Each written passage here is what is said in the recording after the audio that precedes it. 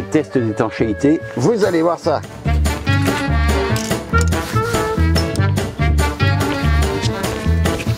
Là.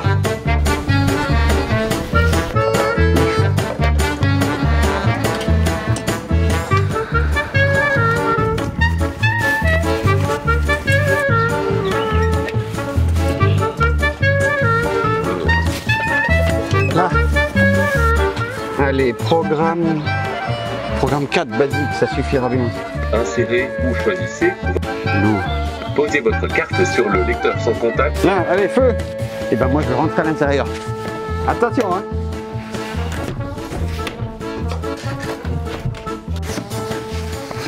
Bon, je vous raconte, hein.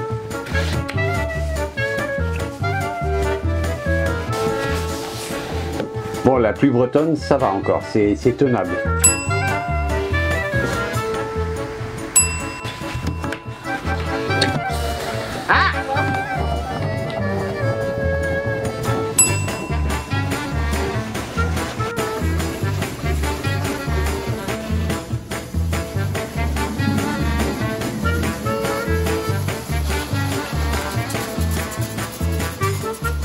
Je pense que c'est pas encore fini.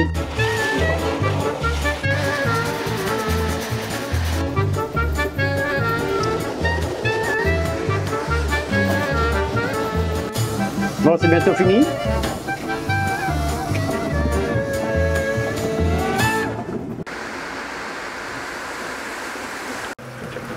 Bon, même pas mouillé. Alors il y a un petit peu d'eau qui est rentrée ici, là, qui est passée autour de, enfin entre les deux vitres. Il y a un tout petit peu d'eau là et en face là. Mais en dehors de ça, si, il y a quand même quelques gouttes qui sont tombées jusque par terre là. Mais bon, il y avait de l'eau, vous avez vu, il y avait de l'eau qui arrivait dessus, dessous, devant, derrière. Je pense que le test est validé.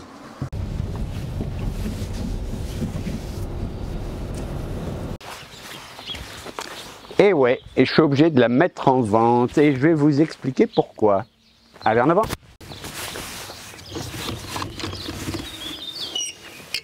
Et oui, je vends ma Teardrop, celle que j'ai patiemment fabriquée. J'ai pris un très grand plaisir à la fabriquer.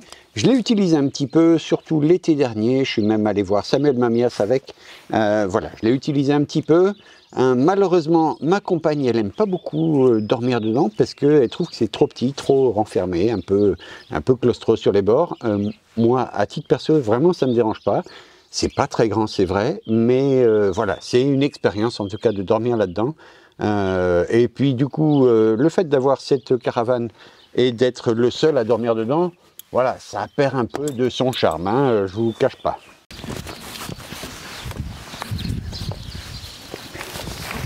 Donc cette caravane Teardrop, je la mets en vente et je la mets en vente pour financer la fabrication d'une roulotte de gitan que je vais commencer assez bientôt, j'espère ce printemps. Alors pour la fabrication de cette roulotte de gitan que j'ai pas encore commencé, j'ai fait des dessins, je peux vous montrer un petit exemple là de ce que ça peut donner. Et ben voilà, il me faut un certain nombre de matériaux, d'équipements, d'éléments que j'ai peine à financer. Donc c'est pour ça que je vends la caravane.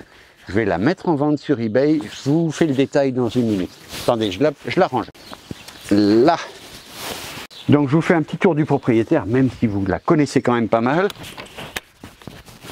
Allez. Donc cette caravane, avant tout, c'est d'abord un espace de couchage. Ça fait 1,35 m de largeur et ça fait 2,30 m de long jusque tout au bout. Et là-dedans, quand on met un matelas de 1,90 m, j'ai un matelas d'1,90 m, un truc genre un matelas pour canapé BZ, et ben voilà, il arrive jusque par là en gros.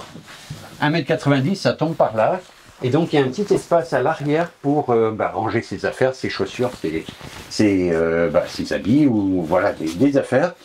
Il y a deux petits casiers tout là-haut, et puis le filet ici, et évidemment, tout est modifiable, tout est transformable. L'ensemble de ce meuble sur l'arrière, il n'a pas été collé, il est simplement vissé en place. Donc voilà, ça peut être modifié pour s'adapter à d'autres situations, d'autres circonstances. Tout le reste de la caravane, toute la structure, le plancher, les murs et le toit ici, tout ça, ça a été collé, donc ça ne bougera pas. Ça. Mais la partie arrière, on peut la modifier.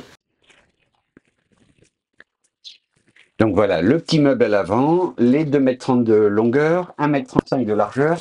Et en hauteur, on a 1,40 m, à peu près au plus haut. Hein. Et donc, avec un matelas en moins, ça fait 1,30 m. Donc c'est, voilà, là moi je fais 1,72 m et donc voilà, je suis sur mes genoux et même avec un matelas, je touche pas le plafond. Ça reste petit, mais c'est pas microscopique. Alors pour rappel, les matériaux utilisés, c'est du contreplaqué de bouleau pour une bonne partie. Le bardage intérieur, c'est 4 mm, il y a 40 mm de laine de bois, y compris dans le plafond.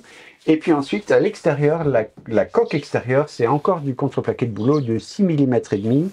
Et toutes les parties visibles à l'extérieur, c'est du frêne. Et puis, toute l'ossature intérieure, celle qui est cachée, c'est du mélèze de Sibérie.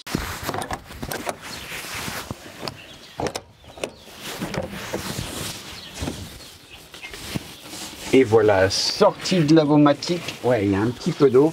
Enfin, vous avez vu l'enfer que c'était avec les karchers dans tous les sens. Donc, il y a un petit peu d'eau qui est rentrée. Je pense que c'est là au coin.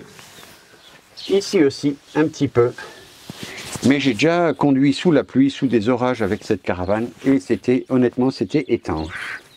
Donc la cuisine, j'ai jamais fini de l'aménager. Il était prévu ici un espace de cuisson avec un but à gaz ou un camping-gaz. Et puis ici, des rayonnages pour ranger des caisses en plastique. S'il y a ça quand même, ça marche. Et bien sûr, je laisserai le bidon qui est adapté à cet endroit. Et puis là-haut, il y a des rangements possibles pour, je sais pas, ce que vous voulez, hein, après tout. Des paquets de nouilles ou ce que vous voulez. La base de cette caravane, c'est un châssis Saris. C'est une très bonne marque hollandaise de remorque. Et j'ai simplement transformé le plateau et adapté et collé ma caravane dessus. Elle est collée, vissée sur le plateau. Et puis voilà. L'ensemble pèse moins de 500 kg, ce qui dispense l'ensemble d'avoir une immatriculation propre et une assurance propre. C'est l'assurance du véhicule tracteur qui assure la caravane. Donc si tu m'achètes cette caravane, il faut quand même s'engager un petit peu à entretenir la caravane, c'est-à-dire refaire un coup de peinture de temps en temps. Là, la peinture, elle a très très bien tenu par rapport au garde-boue. Là, c'est décapé, il faut changer de peinture. Il faut que je trouve une autre solution pour ça, ou que je vous conseille une autre solution. J'avais pensé à comment s'appelle cette bombe, ces bombes de peinture anti-gravillon qu'on met sur les châssis. Je pense que ça pourrait marcher là, parce que là, il ne se régale pas hein, à prendre les projections du véhicule tracteur. Et là, la peinture, c'est de la peinture Cécile, elle a très très bien tenu. Donc voilà, il ne faut pas oublier qu'il y aura de l'entretien à faire, comme sur un vieux bateau. Alors évidemment, les deux planches là, on peut mettre un cadenas. Et j'ai une clé pour la porte là-bas. Aussi, pour avoir roulé quand même pas mal avec cette remorque, j'ai dû faire 2000-2500 km l'été dernier. Et ben, elle roule très très bien. Honnêtement, sur la route, on pourra l'essayer si vous venez la chercher. Hein. Elle roule sur autoroute à 130, c'est sans aucun souci, sans aucune crainte. Évidemment, sur les petites routes de campagne, faut faire attention, comme avec une remorque, comme avec une caravane, parce que il y a les petits sauts, non pas des nids de poules, mais des creux et des bosses qui font que voilà, elle peut sautiller un petit peu. Elle est quand même assez légère, elle fait moins de 500 kg, et il faut la tenir à moins de 500 kg pour être dans la loi. On n'a pas le droit de la charger, on n'a pas le droit de mettre toutes ses affaires de vacances, les vélos, les packs de lait, les packs de flotte, il faut que ça reste dans le véhicule tracteur. Alors moi, le véhicule tracteur sur cette Teardrop, c'est le transporteur là-bas, qui pèse 2 tonnes 200 ou 2 tonnes 300, donc c'est 5 fois le poids de la caravane. J'ai jamais essayé derrière d'autres véhicules, je pense que ça marche, mais il faut l'essayer. Normalement, ça marche derrière une Clio, derrière n'importe quelle petite voiture, on peut l'accrocher. C'est 500 kg, donc c'est autorisé, et bon, forcément, les performances de l'ensemble vont pas être formidables, mais c'est possible.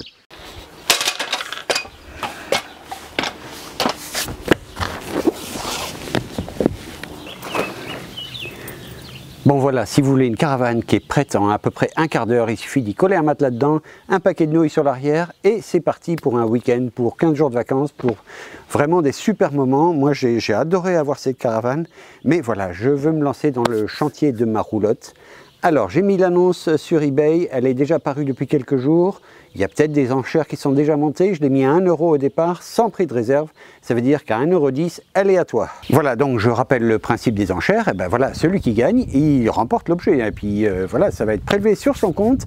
Voilà, donc les enchères sont ouvertes sur eBay à partir de ce soir, mercredi 27 avril, jusqu'au dimanche 8 mai 2022 à midi. Et à midi, paf, adjugé, vendu. Et ça sera un heureux gagnant qui va repartir avec. Je laisserai la caravane à disposition pour que cet heureux gagnant ou cette heureux gagnante vienne la chercher. On ira manger un bout ensemble quelque part.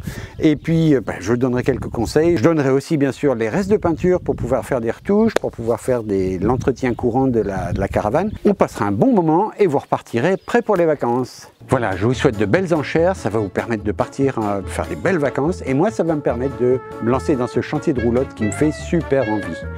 Allez, à ciao, bonsoir.